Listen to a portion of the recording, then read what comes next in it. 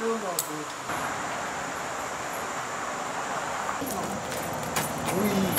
oui, pas de problème. Allez, ma petite Hélène. En fait, Allez, mon gros. une photo, mais On y va où tu invites? Je sais, mais oui, je sais. Faites pas de bouger. Alors là, C'est bon, vous êtes libre, je vous laisse y aller.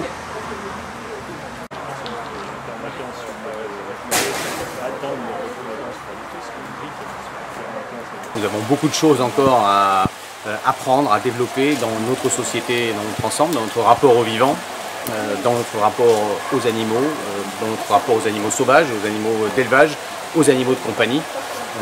Et pour ça, la société peut s'appuyer sur des bénévoles, des professionnels extrêmement pointus, extrêmement engagés, comme ici. Et donc pour nous, municipalité, nouer des partenariats, ce travail commun nous aide à faire progresser la condition animale partout et en ville. C'est avec grand plaisir qu'on vous accueille et qu'on espère œuvrer encore plus en collaboration avec la ville de Grenoble. Oui, on lance un SOS donc en cette période extrêmement difficile pour nous, où en se basant sur l'année 2019 ou 2018, on pourrait prendre aussi, qui sont des années de référence, où on avait déjà un pic d'abandon pendant l'été pour les vacances. Cette année, par rapport au pic qu'on connaissait ces années-là, on est à 20 ou 30% au-dessus par rapport au nombre d'abandons et d'entrées de chiens et de chats de fourrière dans notre refuge. Aujourd'hui, notre refuge est complètement saturé. Il a dépassé sa capacité classique d'accueil. Et on est obligé de limiter les entrées, d'attendre qu'il y ait des adoptions pour pouvoir prendre d'autres animaux. Donc c'est-à-dire que clairement aujourd'hui on va dire à des personnes qui veulent abandonner, si vous pouvez attendre 2-3 semaines et on vous recontactera pour abandonner votre animal. Et on est appelé à dire aux fourrières, essayez de garder les animaux quelque temps.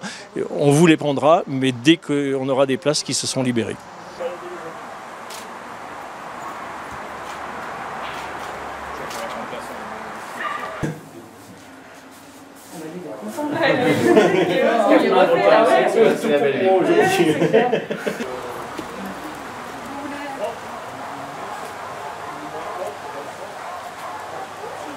Pour moi, l'objectif n'est pas de construire d'autres structures d'accueil de ces animaux de compagnie, c'est de stopper l'hémorragie en amont. Il y a énormément d'animaux, que ce soit chiens, chats, sans parler des nouveaux animaux de compagnie qui sont soit vendus en animalerie, soit vendus sur Internet, soit cédés de la main à la main, soit vendus par trafic.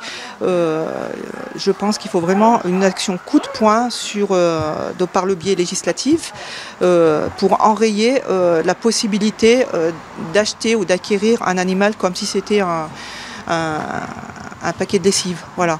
Donc responsabiliser la population dans le cas d'une adoption en refuge, c'est-à-dire bien informer la personne qui souhaite adopter que l'animal a un coût très élevé annuel, donc les soins sont très chers, l'alimentation, les accessoires, et puis un animal, un chien, un chat, ça vit quand même une vingtaine d'années. N'achetez pas, adoptez si vous voulez vraiment un animal, il faut se responsabiliser et vous pouvez devenir bénévole dans toutes les assos qui sont cités sur le site de la ville de Grenoble à la page Conditions animales. Si toutefois vous décidez d'adopter un chat ou un chien, stérilisez-le, faites-le stériliser et faites-le identifier.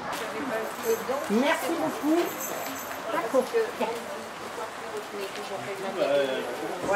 Le parrainage, c'est tout simple. Si vous avez envie d'aider particulièrement un chien, vous pouvez le parrainer, c'est-à-dire que vous versez une somme de minimum 10 € par mois.